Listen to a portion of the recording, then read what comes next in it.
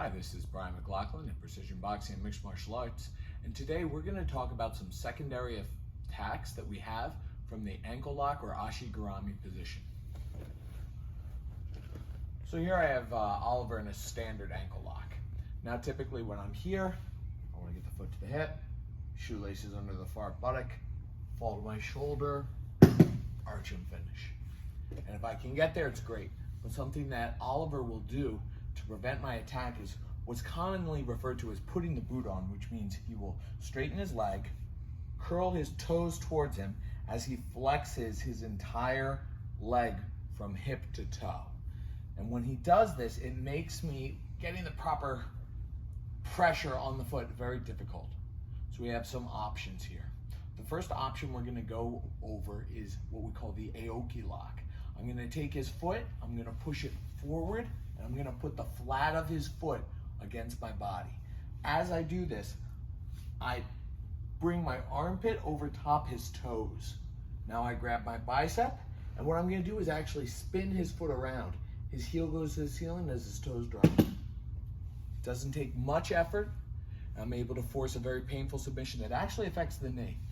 This move came to prominence when Shinya Aoki did it to Kawajiri, I believe in Dream. So I'm here, he puts the boot on, I readjust so that the foot is against my body. The toes stay in my armpit, and I make a muscle and grab. Now I just rotate and I get a very quick submission. Have to be careful on that one because it does give a heel hooking sensation. Next thing I'm going to do when I feel this boot is I'm going to switch to, I just call this the Eric Paulson. Eric Paulson taught this at a seminar back when I was a blue belt, and it's been a very effective move for me because a lot of people don't see it coming. I'm going to take my secondary hand and I'm going to saw right underneath the heel. My other hand is going to go right to the top of the toes. I like to get an S grip and make sure that my forearm covers the very end of the foot. I now go down with my left, up with my right. I can throw my hips into it also to make it even more powerful. And that's a good maneuver because a lot of times the person doesn't expect it. One thing that people will often do in response to this, to alleviate the pressure, is they'll turn their toes into your butt. Yes, that takes the pressure of the Paulson lock out of it, but then it exposes them to an outside heel hook. So that's a good 1-2 punch, or 1-2-3 punch I should say. I go straight ankle lock, he locks his ankle out, I switch to the Paulson, he feels the pressure, he turns, and I go into the outside heel hook, and I bridge my hips through the knee. And then finally, very similar to the Paulson, I'm going to go into the, I don't really have a name for this one, all right? Just, I kind of am calling it the reverse ankle lock, because my ankle lock typically goes hands in, elbows out. Now I'll go elbow out, hand in.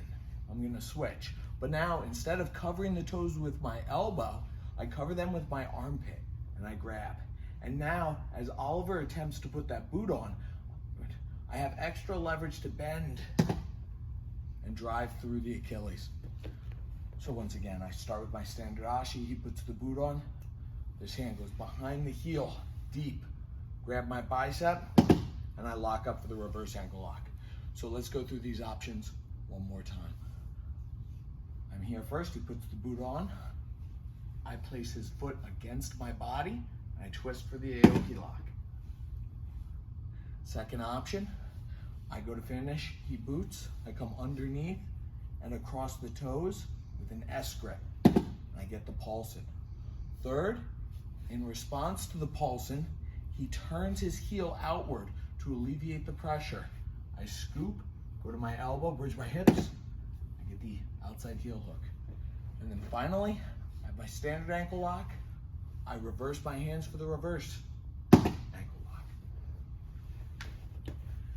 And those are some of our finishing options from the Ashi Garami position.